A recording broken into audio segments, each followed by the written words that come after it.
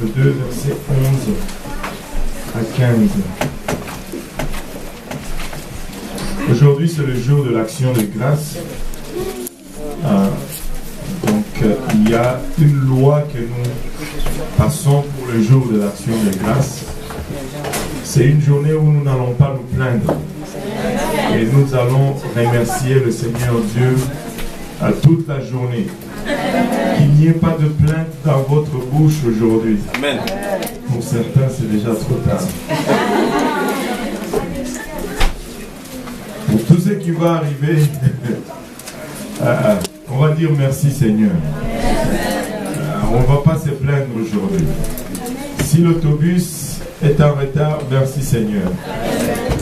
Si on n'a pas eu ce qu'on voulait avoir, merci Seigneur. Si le pasteur prêche durement, merci Seigneur quand même. Alléluia. Et on va remercier le Seigneur toute la journée aujourd'hui. Et on ne va pas se plaindre. Amen. Pas de complainte. C'est le jour de l'action de grâce. Alléluia. Tite chapitre 2 verset 11 nous dit, si vous l'avez trouvé, dites Amen. Alléluia. Si vous cherchez encore, dites j'arrive. Alléluia. Verset 11, chapitre 2 verset 11. Car la grâce de Dieu, source, j'ai la version ok, j'ai la version seconde aussi. Car la grâce de Dieu, source de salut pour tous les hommes, a été manifestée et nous enseigne à renoncer à l'impiété et aux convoitises mondaines et à vivre dans le siècle présent selon la grâce, plutôt selon la sagesse, la justice et la piété, en attendant la bienheureuse espérance et la manifestation de la gloire du grand Dieu et de notre Sauveur Jésus-Christ, qui s'est donné lui-même pour nous, afin de nous racheter de toute iniquité et de se faire un peuple qui lui appartienne, purifié par lui et zélé pour les bonnes œuvres. Dis ces choses, exhorte et reprend avec une pleine autorité, que personne ne te méprise. Waouh! Je vais aujourd'hui pour un moment user de ce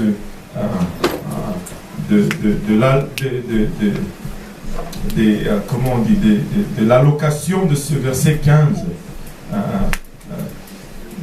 d'user d'une pleine autorité et de parler de ces choses. Alléluia. Prions tous ensemble. Seigneur Jésus-Christ, nous te rendons grâce encore une fois, Papa, pour ton amour, ta bonté et ta fidélité. Lorsque nous venons ensemble devant toi, Seigneur, nous reconnaissons encore une fois que nous sommes, Papa, des êtres naturels, des êtres faillibles, Papa, pour qui les choses spirituelles sont une folie. Nous ne pouvons pas les comprendre par nous-mêmes, Seigneur. C'est pourquoi nous avons besoin de ton aide. Aide-moi, Seigneur Jésus-Christ, afin que je puisse apporter tes oracles sans crainte, ni faveur, ni hésitation. Papa, aide-nous tous ensemble à recevoir, Papa, de ta part, et que cette parole que nous allons recevoir dans nos cœurs, qu'elle y trouve une place, Papa, favorable, où elle va germer, produire de fruits, et que ce fruit nous conduise jusque dans la vie éternelle. Et avec action de grâce dans nos cœurs, nous te prions alors que nous te remettons, Père, les moments qui vont suivre entre tes saints bras. Au nom de Jésus, nous t'avons ainsi prié. Alléluia. Nous disons tous au nom de Jésus. Alléluia. Gloire au nom de Jésus. Avant de vous asseoir, est-ce que vous pouvez battre vos mains pour le Seigneur?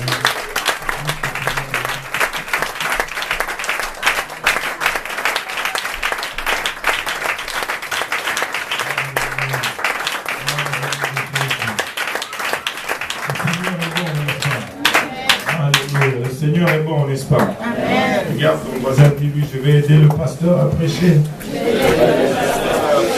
La main à la gorge aujourd'hui. Amen. Vous pouvez vous asseoir.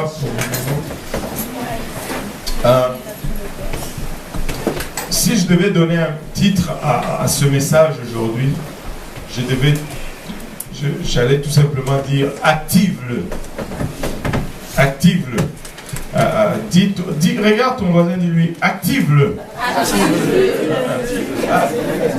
Et Es-tu déjà arrivé à appeler quelqu'un sur très souvent son portable? Et là, le téléphone sonne. Il n'y a personne à l'autre bout du fil. Et là, le répondeur décroche. Et le répondeur te dit, vous avez rejoint le 514-773-7416, par exemple. Mais la personne que vous essayez de rejoindre n'a pas encore activé sa boîte vocale. Je citais personne. La prochaine fois que vous rencontrez cette personne, dites-lui d'activer sa boîte vocale. Amen. Donc, tu as acheté ton téléphone, tu as acheté un service et tu payes pour le service. Le potentiel d'avoir ce service-là, mais il est inutilisable pour toi. Autrement dit, tu es en train de payer pour rien. La boîte vocale est là, mais elle n'est pas utile à la personne. Tu as la boîte vocale, mais elle ne te sert de rien. Ça, c'est un peu la même chose avec la grâce. Le verset que nous avons lu tout à l'heure nous dit que car la grâce de Dieu est source de salut pour tout homme. Nous sommes sauvés par la grâce. Amen. Nous étions pécheurs et pas parce que nous avons péché, mais parce que nous avons hérité d'une nature pécheresse. Tu sais, dès que j'étais sorti du ventre de ma mère, j'étais déjà pécheur et il y avait une condamnation qui pendait sur ma tête. Et non pas seulement moi, mais vous tous ici. Parce que là, vous me regardez comme un criminel. Et c'est non pas seulement moi, mais nous tous. Nous naissons avec une nature pécheresse. Tu sais que si tu nais aujourd'hui et que tu ne fais rien, tu vas aller en enfer. Un prédicateur, un homme a approché un prédicateur une fois, il lui a dit messieurs, vous prêchez toujours sur je dois faire ça pour aller au ciel, je dois faire ci pour aller au ciel, mais qu'est-ce que je dois faire pour aller en enfer? Et le prédicateur l'a regardé droit dans les yeux, lui a dit absolument rien, monsieur, absolument rien. Tu n'as pas besoin de faire quoi que ce soit pour aller en enfer. C'est déjà acquis. Mais pour aller au ciel, nous avions tous péché et la voie du ciel était fermée. Mais Dieu qui nous a créés, nous a regardés, il a eu beaucoup de compassion sur nous. Il s'est dit, je ne veux pas les laisser aller en enfer. Il a mis sa gloire de côté pour un moment, il a revêtu de la chair, il est venu, il a donné sa vie au moment opportun. Au moment opportun. Et la grâce, vraiment, c'est la chose la plus abusée, la plus mal utilisée dans notre monde aujourd'hui. Quand le temps était venu, Christ a revêtu de la chair, où Dieu a revêtu de la chair, il est venu, il est allé à la croix, il est mort pour vous et moi, ainsi payant le prix pour notre rachat, ainsi ouvrant la porte pour aller vers le ciel. Mais tout ce que Christ a accompli sur la croix, aujourd'hui nous l'appelons l'œuvre du calvaire, rend pour nous disponible la chose la plus précieuse que l'humanité ait pu reçue, que nous appelons la grâce. Tout le monde dit la grâce. La grâce. Mais cette grâce, bien que Christ a payé pour, il a payé pour. Amen. Amen. Bien que Christ a payé pour, cette grâce doit néanmoins être activée dans nos vies pour que nous puissions en tirer bénéfice. pour que nous puissions jouir de ce qu'elle offre, pour que nous puissions jouir de ce qu'elle amène comme avantage, comme privilège. La grâce doit être activée dans notre vie. Elle est disponible, mais elle doit être activée. On a payé pour, mais elle doit être activée. Un des passages qui parle de la grâce et auquel on regarde toujours, je dirais même le chapitre de la grâce dans toute la Bible, c'est le livre de Romains chapitre 5. La Bible commence au premier verset en nous disant « Étant donc justifiés par la foi, nous avons la paix avec Dieu par notre Seigneur Jésus-Christ. » Nous sommes justifiés par la foi. Justifiés, si tu regardes le mot racine ou la signification du mot justifié, c'est comme, ça dit, c'est comme si nous étions justes. C'est ce que justifié veut dire.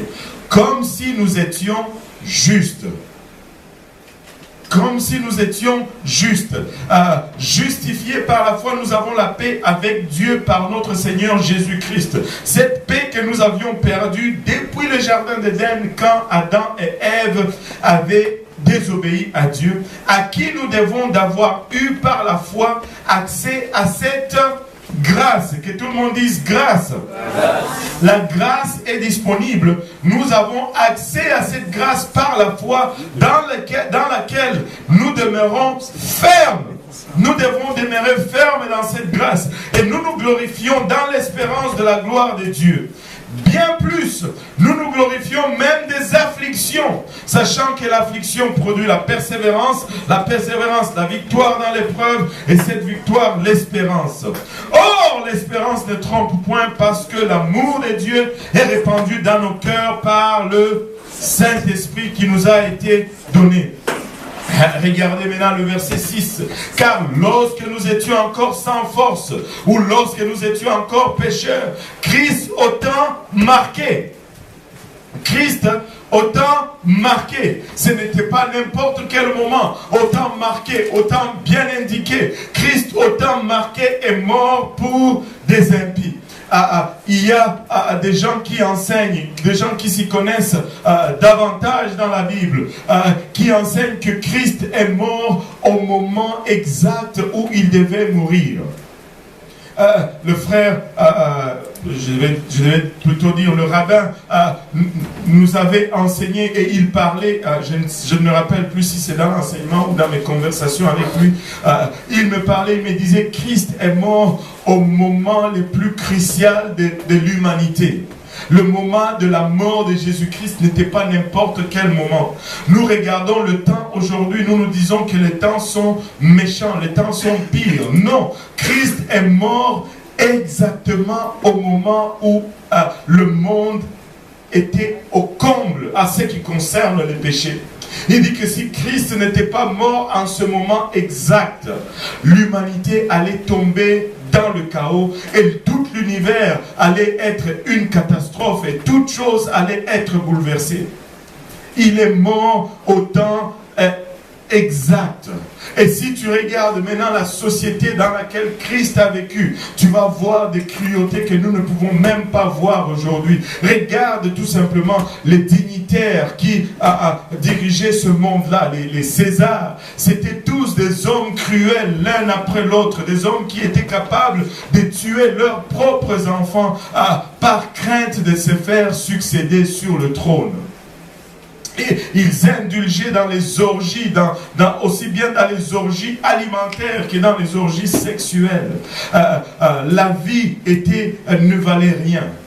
Regardez comment on mettait à mort les condamnés de l'époque. On les torturait et on les crucifiait des façons les plus cruelles. On s'assurait que leur mort était la plus lente possible, afin qu'ils puissent souffrir le plus possible, suspendus à une croix et perdant leur sang jusqu'à ce qu'ils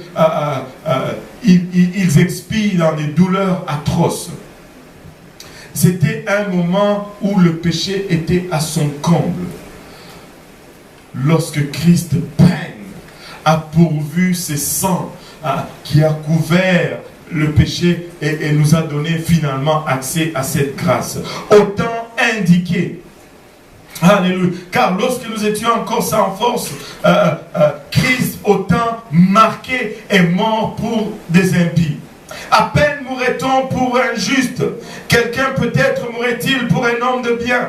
Mais Dieu prouve son amour envers nous en ce que lorsque nous étions encore des pécheurs, Christ est mort pour nous.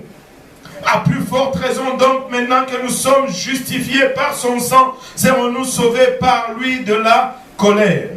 Car si lorsque nous étions ennemis, nous avions été réconciliés avec Dieu par la mort de son Fils, à plus forte raison, étant réconciliés, serons-nous sauvés par sa vie. Et non seulement cela, mais encore nous nous glorifions en Dieu par notre Seigneur Jésus-Christ, par qui maintenant nous avons obtenu la réconciliation. Cette relation qui était brisée, cette relation qui était rompue, a été restaurée par l'œuvre de la croix, avec la grâce qui était rendue disponible. Et Paul continue au verset 13, car jusqu'à la loi, non, je vais commencer à partir du verset 12, c'est pourquoi comme par un seul homme le péché est entré dans le monde, et par le péché la mort, et qu'ainsi la mort s'est étendue sur tous les hommes. Un seul homme a péché, et nous sommes tous devenus récipiendaires du péché. Parce que Adam et Ève ont péché, nous sommes tous devenus héritiers de ces péchés-là. En ce moment-là, il n'y avait pas encore, comment on appelle ça, on dit renoncer à la succession. En ce moment-là, ça n'existait pas encore. Il n'y avait pas encore cette option de renoncer à l'héritage de nos pères. Ils ont péché et nous avons tout simplement hérité du péché. Et tout ce qui a suivi depuis Adam était pécheur. Nous ne sommes pas pécheurs parce que nous avons commis un péché. Mais nous commettons un péché parce que nous sommes pécheurs. C'est notre nature que de commettre le péché. Waouh! Quel portrait sombre. Mais c'est cela que nous étions. Et nous pouvons regarder cela comme étant la plus grosse injustice de toute l'humanité. Je n'ai rien fait. Je n'ai même pas demandé à naître. Mais pourquoi est-ce que je devais être considéré comme pécheur? Qui a demandé de naître ici? Personne. Personne. On est là tout simplement, pas par notre propre choix. Mais avec une condamnation sur nous. Parce que tous ont péché. Et le verset 13, il nous dit, car jusqu'à la loi, les péchés étaient dans le monde. Or, le péché n'est pas imputé quand il n'y a point de loi. C'est la loi qui souligne le péché. Cependant, la mort a régné depuis Adam jusqu'à Moïse, même sur ceux qui n'avaient pas péché par une transgression semblable à celle d'Adam, lequel est la figure de celui qui devait venir. Mais il n'en est pas du don gratuit comme de l'offense. Pour ceux qui regardent ceci et qui se disent, oh non, c'est injuste. C'est injuste, ce n'est pas juste. Je n'ai pas péché, mais pourquoi est-ce que je devais être condamné? La Bible nous dit, mais il n'en est pas du don gratuit comme de l'offense. Car si par l'offense d'un seul, il en est beaucoup qui sont morts, à plus forte raison, la grâce de Dieu, que tout le monde dise la grâce de Dieu. La grâce de Dieu et le don de la grâce venant d'un seul homme, Jésus-Christ, ont-ils été abondamment répandus sur beaucoup. Un seul péché condamne plusieurs, mais l'obéissance d'un seul aussi rachète plusieurs. Et la balance est établie. Amen. La balance est établi, l'équilibre est restitué. Un seul péché, nous sommes tous condamnés. Mais aussi un seul juste, nous sommes tous aussi pardonnés. Mais Dieu est un bon et miséricordieux. Regardez ce qui suit. Mais il n'en est pas du don gratuit, comme je l'ai dit tout à l'heure. De la grâce venant d'un seul homme, Jésus-Christ, ont-ils été abondamment répandus sur beaucoup. Le verset 16 nous dit, il n'en est pas du don comme de ce qui est arrivé par un seul qui a péché, car c'est après une seule offense que le jugement est devenu condamnation, tandis que le don gratuit devient justification après plusieurs offenses. Je ne sais pas si vous voyez cela. Non seulement par l'accomplissement de la justice d'une seule personne, nous sommes tous sauvés. Nous avons tous accès à cette grâce. Mais après plusieurs offenses, nous pouvons quand même recevoir le pardon. La condamnation est venue suite à une seule faute. Mais maintenant, même si nous avons fait plusieurs fautes par la suite, nous pouvons également être pardonnés par la justice de cette seule et unique personne, Jésus-Christ. Il y a de quoi se réjouir, il y a de quoi, alléluia, alléluia, il y a de quoi se réjouir. Si par l'offense d'un seul, la mort a régné par lui seul, à plus forte raison, ceux qui reçoivent l'abondance de la grâce et du don de la justice régneront-ils dans la vie par Jésus-Christ, lui seul. Lui seul. C'est par la grâce que nous allons recevoir ces choses. C'est par la grâce que nous allons avoir accès à la vie éternelle encore une fois. Regardez le verset 18 maintenant, il dit ainsi donc, comme par une seule offense, la condamnation atteint tous les hommes, de même par un seul acte de justice, la justification qui donne la vie s'étend sur tous les hommes. Car, comme par la désobéissance d'un seul homme, beaucoup ont été rendus pécheurs, de même par l'obéissance d'un seul, beaucoup seront rendus justes. Or, la loi est intervenue pour que l'offense abondât. Est-ce que Dieu nous a donné la loi pour que nous faisions plus de péchés? Non, ce n'est pas ce que ça veut dire. Avec la loi, nous mettons en évidence le péché. C'est ce que ça veut dire. Mais là où le péché a abondé, la grâce a surabondé. Là où le péché a abondé, la grâce a aussi surabondé. Plus de péché, plus de grâce. Afin que comme le péché a régné par la mort, ainsi la grâce régna par la justice pour la vie éternelle par Jésus-Christ notre Sauveur. Mais maintenant, quand on lit ce verset, là où le péché abonde, la grâce a aussi surabondé. On serait tenté de faire beaucoup plus de péchés pour avoir beaucoup plus de grâce. Amen. Et littéralement, c'est enseigné comme ça dans le monde. Quand je suis parti au Congo et que j'étais sur mon chemin de retour, c'était un voyage difficile. Ils m'ont fait travailler pire qu'un esclave. J'étais là pour 21 jours, mais j'ai prêché 17 jours sur 21 jours. Et donc quand j'ai pris l'avion pour partir du Congo, je me suis dit, ouf. et je ne voulais faire qu'une seule chose sur l'avion, dormir. Dormir. Bon, je voyageais en classe économique. Tu ne dors pas facilement en classe économique. Tu te tournes, tu as des courbatures. Et je suis arrivé à Amsterdam. Et là, on prend un autre avion. Je me dis, waouh, encore 6 heures. Et je vais essayer de fermer les yeux. Je rentre à peine dans l'avion, je m'assois. Et il y a une jeune dame qui vient s'asseoir à côté de moi. Peut-être 24 ans, 25 ans. Et moi, je n'ai demandé qu'à dormir. Elle a commencé à me parler.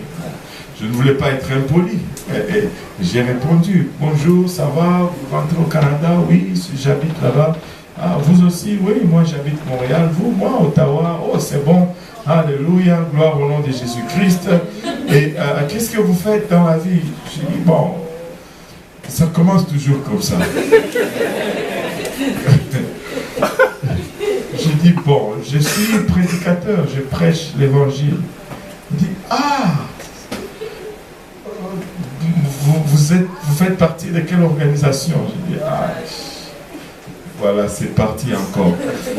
Je suis bon, moi je suis pentecôtiste, nous sommes les vrais pentecôtistes. Ah, c'est vous qui prêchez qu'il faut... comment il avait commencé ça? Bon, Paul, quand il dit ça, qu'est-ce que ça veut dire? Et tout de suite, on est tombé dans la grâce et les œuvres. Je dis donc, tu n'as besoin de ne rien faire pour être sauvé. Moi, en tout cas, j'ai accepté Christ et je vis ma vie, je sais que je suis sauvé et c'est fini. Elle m'a gâché tout mon sommeil. Parce que peu importe ce que j'ai essayé de lui expliquer, elle ne voulait rien savoir parce qu'elle ne voulait rien faire au fond. Parce qu'elle voulait continuer sa vie de péché pour que la grâce abonde dans sa vie. Et on lui avait enseigné que là où le péché abonde, la grâce surabonde. Et comme elle était assoiffée de cette grâce, elle s'est dit, bon, je veux vivre comme je veux. Je n'ai besoin de ne rien faire. C'est le Saint-Esprit qui fait. Et moi, je n'ai fait rien. Si on avait besoin de ne rien faire, on serait mieux de rester même à la maison. Pourquoi on serait même, on irait même à l'église? Parce que déjà aller à l'église, c'est faire quelque chose. Où la grâce abonde, où le péché abonde, la grâce surabonde, qu'on nous a dit. Mais ça, ce n'est pas la grâce. Ça, c'est la graisse.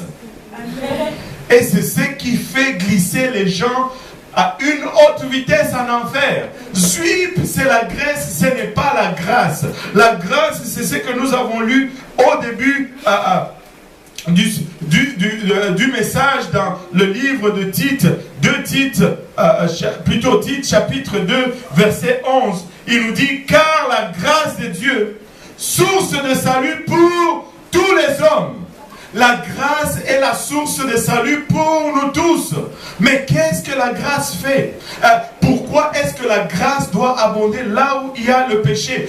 Parce que, comme la Bible nous dit, car la grâce de Dieu, source de salut pour tous les hommes, a été manifestée.